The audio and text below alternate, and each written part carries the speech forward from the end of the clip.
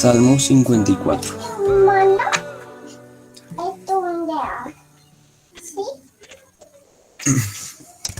¿Listo? Dice la palabra del Señor en el Salmo 54 al músico principal en Neguinot, masquil de David. Cuando vinieron los cifeos y dijeron a Saúl: ¿no está David escondido en nuestra tierra? Oh Dios, sálvame por tu nombre y con tu poder defiéndeme. Oh Dios, oye mi oración, escucha las razones de mi boca, porque extraños se han levantado contra mí y hombres violentos buscan mi vida, no han puesto a Dios delante de sí. He aquí, Dios es el que me ayuda, el Señor está con los que sostienen mi vida. Él devolverá el mal a mis enemigos, córtalos por tu verdad. Voluntariamente sacrificaré a ti, alabaré tu nombre, oh Jehová, porque es bueno, porque Él me ha librado de toda angustia y mis ojos han visto la ruina de mis enemigos. Amén. Oremos. Señor, queremos, Padre, pedirte, rogarte que sea tu Espíritu guiándonos, asistiéndonos en este tiempo de estudiar tu palabra, Señor, que las verdades del Evangelio sean evidenciadas a través de este salmo, Dios, y que seamos humillados por medio de tu palabra, pero también movidos a la santidad que podemos lograr por medio de la justicia de Cristo. Permite que sea un tiempo de edificación mutua, Padre, que tu palabra sea siempre el centro de nuestra vida y sea aquello que dirige, que orienta nuestros propósitos, nuestra vida, Señor. Te alabamos y honramos tu nombre, en el nombre de Jesús. Amén. Bueno, mis hermanos, Salmo 54, muy bonito. Es un salmo, se conocen varios salmos ahí cerquita, como un salmo de lamentación, y tiene una estructura así muy clásica de estos salmos. Y bueno, vamos a estudiarlo un poco. Es pura gracia. La gracia de Dios me permitió tener una madre que aunque era bastante estricta, muy severa también con sus correcciones, con su disciplina, también siempre fue complaciente en el buen sentido de la palabra. De hecho, pues esta es la hora en la que mi madre pues eventualmente me consiente con regalitos y cosas así por el estilo.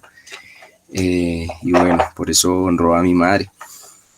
La época de la universidad fue bastante apretada en términos económicos, y pues había ocasiones en las que requería dinero, pero pues me daba pena pedirle a mi mamá.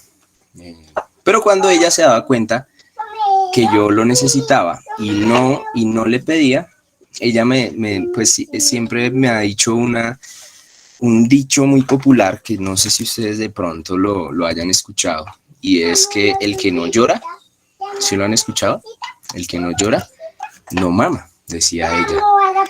Pues es un dicho bastante popular que de hecho como que en diversos idiomas ha adquirido como algunas variantes. Por ejemplo, en inglés se dice que la rueda que rechina recibe grasa. En francés se dice que quien no pregunta no tiene nada. Y en alemán, el que nada pide, nada recibe.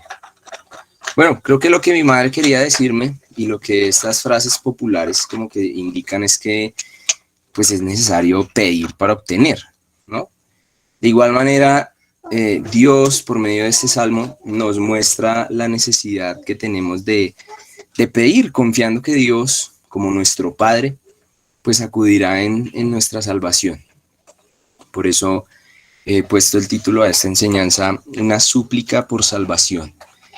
Y analizaremos tres aspectos muy aplicativos que parten de una verdad bíblica. La verdad bíblica es que Dios salva a su pueblo. Por tanto, primero, su pueblo pide. Segundo, su pueblo confía. Y tercero, su pueblo promete. Entonces partimos de la verdad de que Dios salva a su pueblo, y en esa medida entonces nosotros pedimos, nosotros confiamos y nosotros prometemos. Y bueno, hay un motivo muy particular por el cual se escribe este salmo, y pues debemos entender ese motivo, ¿no? Debemos entender un poco el contexto. Hacía varios salmos que, o por lo menos los que me tocaban a mí, no tenían nada de contexto histórico, pero este, gracias a Dios, sí lo tiene. Entonces es un poco más fácil a la hora de entenderlo, de interpretarlo. Y resulta que, bueno, recordemos un poco la historia. David, entonces, este salmo lo escribe David, eh, y pues David eh, mata a Goliat. Desde ahí empieza como a acrecentarse su fama, lo cual llega a oídos de Saúl y bueno, quien por la envidia o temor y temor de que su trono sea arrebatado, entonces empieza como una persecución ahí contra David, ¿no?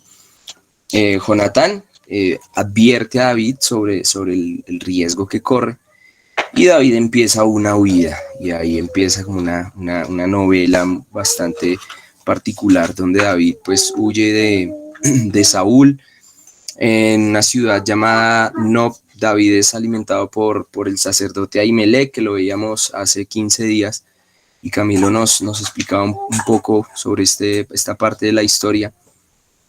Ahimelech le entrega la espada de Goliat a David y estos acontecimientos nuevamente llegan a oídos de Saúl. Saúl arremete contra los sacerdotes del Señor y solo queda uno con vida quien anuncia pues todos estos hechos a David, ¿no? Luego David entonces habita en una tierra llamada Sif, donde pues es la tierra de los sifeos, y allá continúa la persecución por parte de Saúl. Y pues estas personas, los sifeos, dan aviso a Saúl acerca de dónde se encontraba David. Luego entonces David perdona la vida de Saúl en varias oportunidades. Y nuevamente pues los sifeos anuncian a Saúl acerca del lugar donde David habita, pero David pues muy astuto tiene algunos espías y sabe con certeza que Saúl viene tras él. Este es como lo que está ocurriendo en ese momento, y podríamos entonces imaginarnos a David y el sentimiento que pues él está viviendo, lo que él está sintiendo, lo que está pensando, pues que en cualquier momento Saúl fácilmente lo asesina. No sé si de pronto alguno de ustedes se ha sentido en una situación similar. Tal vez, bueno, tal vez no. Yo pensaba y pues no, yo no, gracias a Dios no. Pero pensaba quizá bueno, en familias campesinas que son amenazadas por grupos armados ilegales, o comerciantes en la zona. Aquí era muy común también escuchar que eran extorsionados o amenazados. O pensemos quizá en alguien que ha sido amenazado de muerte, no sé, de pronto conocen el caso de algún familiar. Bueno, esta podría ser una manera en la que podamos entender el sentimiento de David. Y de hecho el Salmo 55, si usted avanza ahí un poquitico, en la siguiente página tal vez de su Biblia, Salmo 55, el versículo 4 y 5 expresan pues bastante bien lo que David siente. Dice: mi corazón está dolorido dentro de mí y terrores de muerte sobre mí han caído. Temor y temblor vinieron sobre mí y terror me ha cubierto. Pues no creo que fuera una situación sencilla por la que está pasando David. No creo que fuera algo simple de afrontar.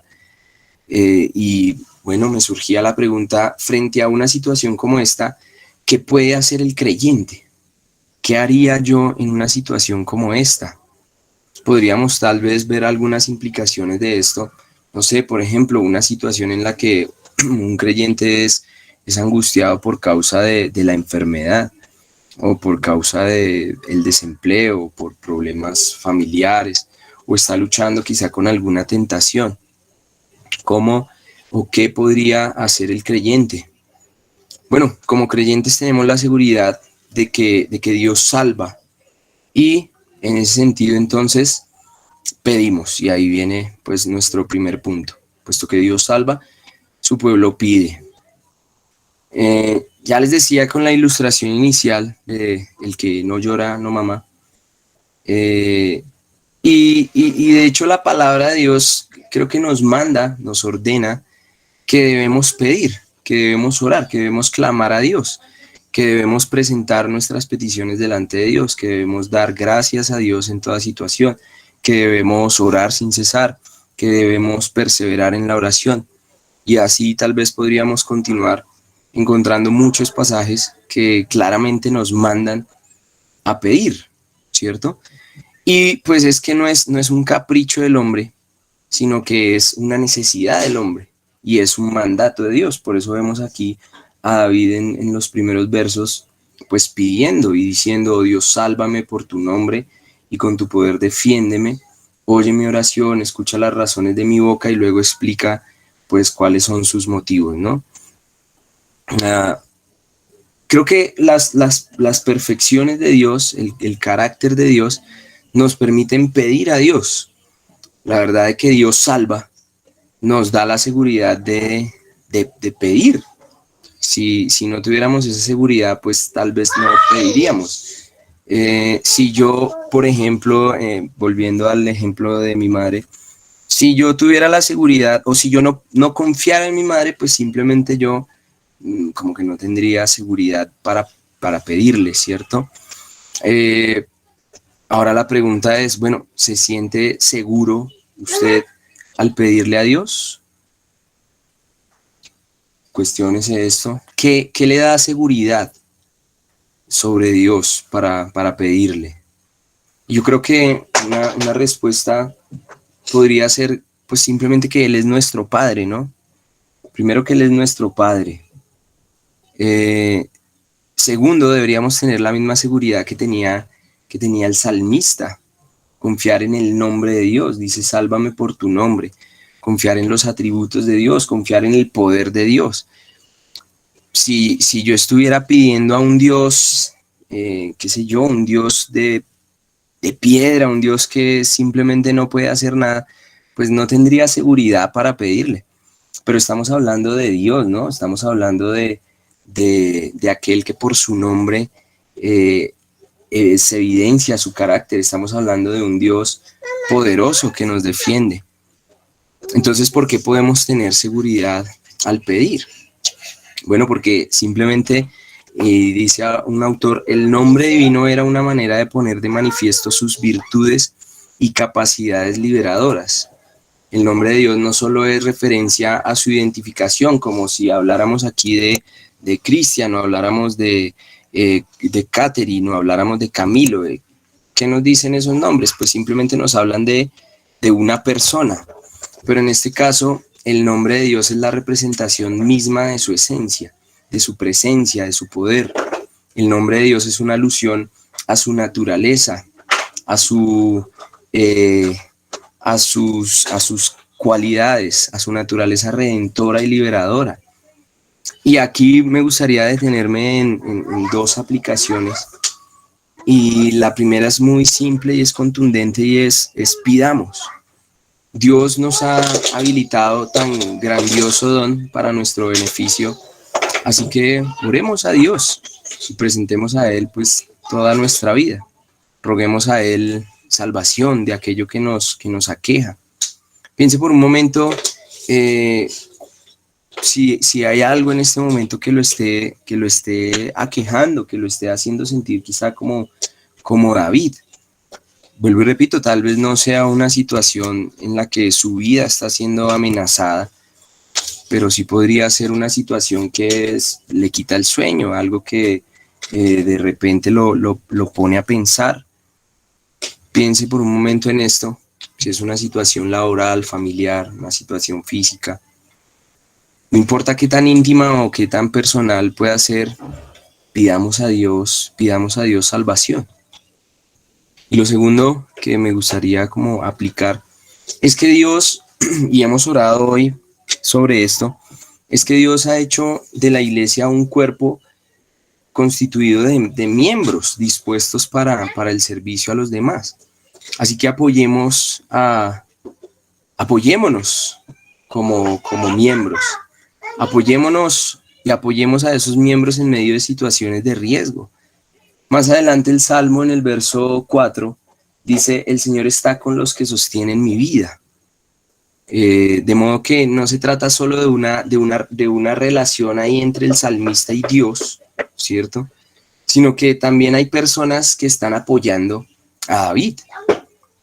Busquemos entonces en los hermanos de la iglesia a alguien que pueda apoyarme, alguien en el que yo pueda apoyarme, alguien al que yo pueda apoyar también, a quien pueda contarle mis situaciones, que él pueda contar conmigo sus situaciones y estemos siempre prestos a apoyar a aquel que pide nuestra ayuda, oremos con ellos, animémosle, alentémosle. Bueno, pero para eso, volvemos a la ilustración, pues necesitamos pedir, ¿no? El que no llora, no mama, nuestros hermanos no son adivinos, no van a saber por lo que pasamos, pues a menos que pidamos, a menos que confiemos en ellos, ¿bien? Entonces bueno, sigue diciendo el salmista en el verso 3, porque extraños se han levantado contra mí y hombres violentos buscan mi vida, no han puesto a Dios delante de sí. Y aquí podríamos aclarar que las razones presentadas por el salmista son razones justas, no son simples caprichos, no es, pues sí, algo que quiera el salmista, pero no lo necesita. Aparte, son específicas y también buscan la gloria de Dios. Entonces, sería bueno que nosotros nos preguntáramos y cuestionáramos nuestras oraciones. Si nuestras oraciones son, nuestras peticiones son justas. ¿Será que nuestras peticiones son justas? Ahora, segunda pregunta, ¿será que nuestras oraciones son específicas? A veces como que nos vamos por las ramas creyendo que de alguna manera eludimos a Dios y su conocimiento y no somos concretos, no pedimos de una manera específica. Y tercera pregunta, ¿será que mis peticiones buscan la gloria de Dios? Eso lo podemos ver ahí en el verso 3, como el salmista es específico, cómo el salmista presenta su causa, sus razones son justas y cómo sus peticiones buscan exaltar el nombre de Dios.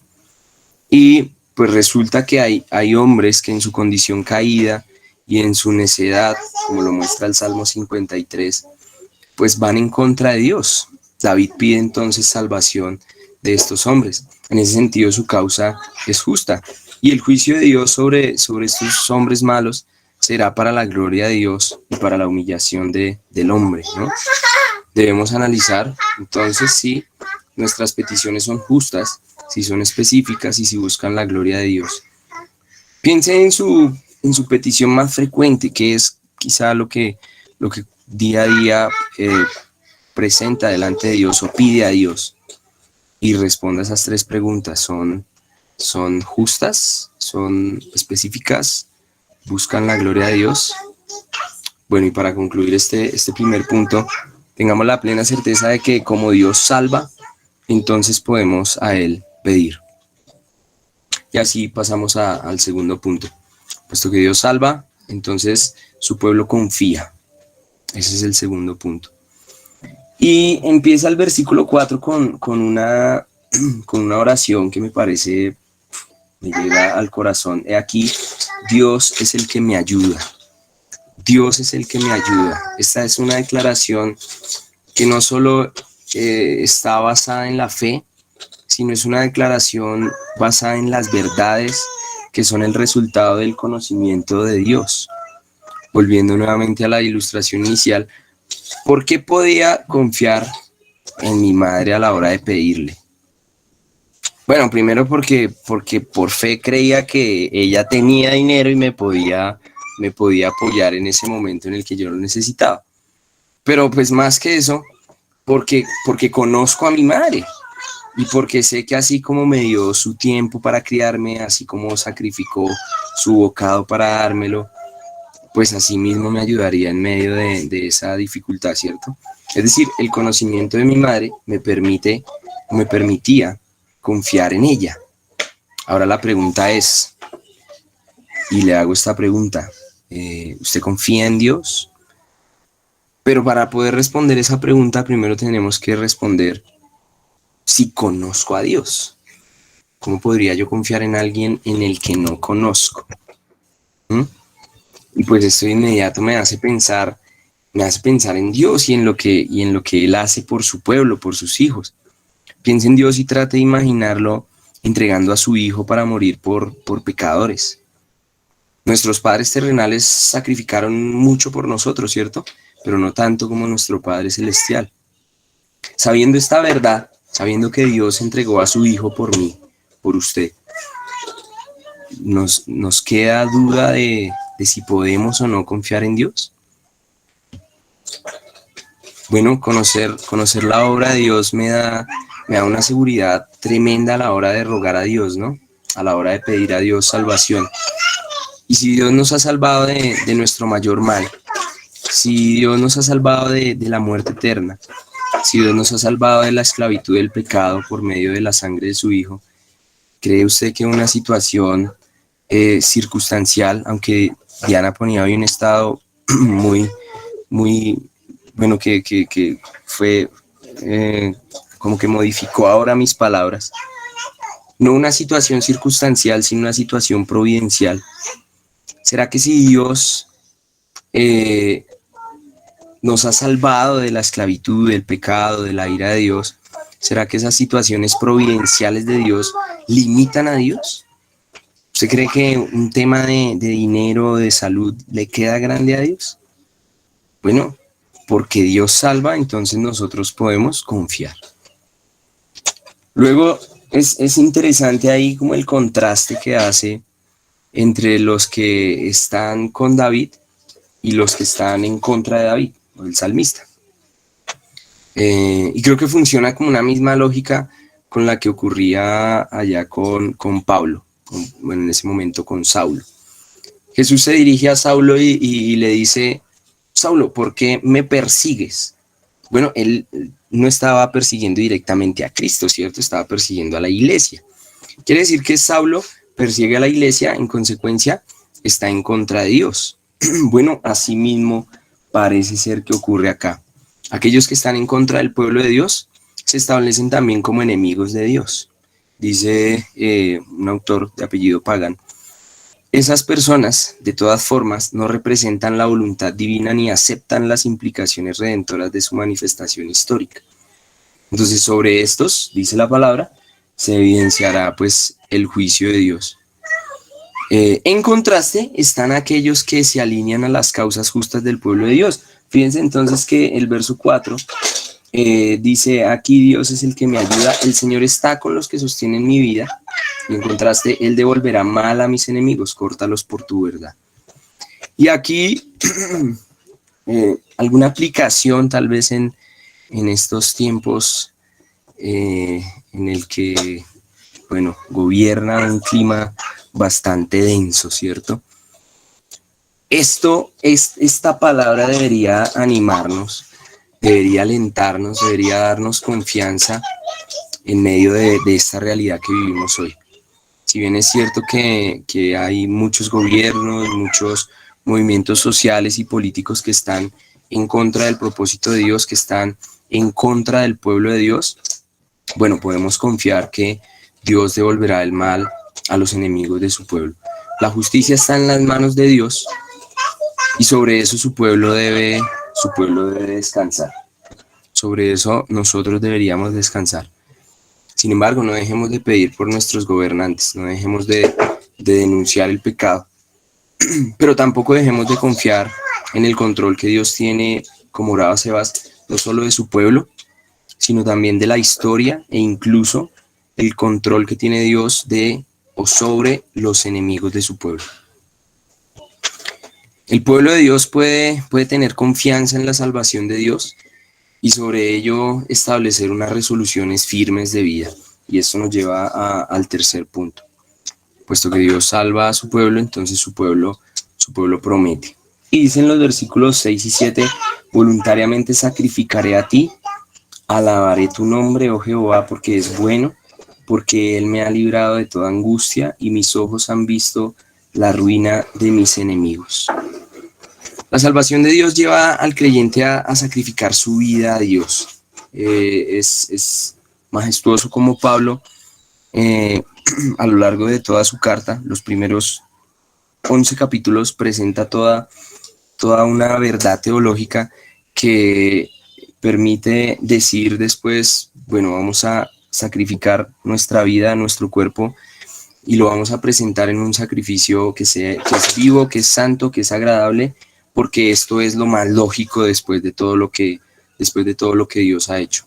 Entonces, eh, entender, entender que Dios salva nos lleva a nosotros, o debería llevarnos a nosotros, a sacrificar, a alabar, a reconocer a Dios.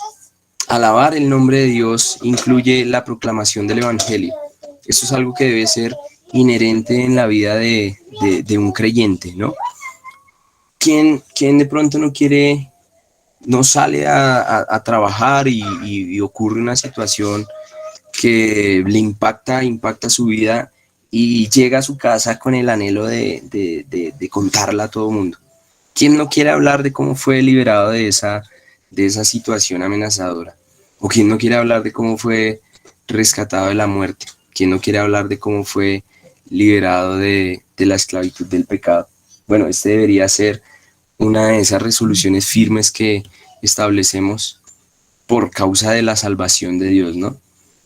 Es interesante que aquí el salmista, es como si el salmo del 1 al 5 lo escribiera en un momento de la vida y después el versículo 6 y 7 lo escribiera después cuando ya ha sido salvo, ¿no? Porque dice, bueno, primero está pidiendo salvación, pero ahora dice que voluntariamente sacrificaré a ti, alabaré tu nombre, oh Jehová, porque es bueno, porque él me ha librado de toda angustia y mis ojos han visto la ruina de mis enemigos. Bueno, ¿cómo así? Está pidiendo salvación, pero ya fue salvo. Bueno, yo entiendo, yo interpreto de esta manera. Eh, Dios a lo largo de la historia había obrado y había permitido ver a David la salvación que viene de Dios. Es decir, esta no era la primera situación en la que seguramente David había orado o había pedido rescate. Así que, o quizá está parado desde una perspectiva en la que está mirando atrás y está diciendo, o está mirando, perdón, hacia adelante y dice, he sido librado de toda angustia y mis ojos han visto la ruina de mis enemigos. Bueno, podría ser alguna de esas dos interpretaciones. Ahora, lo que nosotros podríamos entender es cuántos de pronto hemos visto, aunque estemos en una situación adversa, cuántos hemos visto que hemos sido librados de toda angustia, o cuántos hemos visto la ruina de nuestros enemigos, no en términos terrenales, sino trayéndolo un poco más a una reflexión teológica.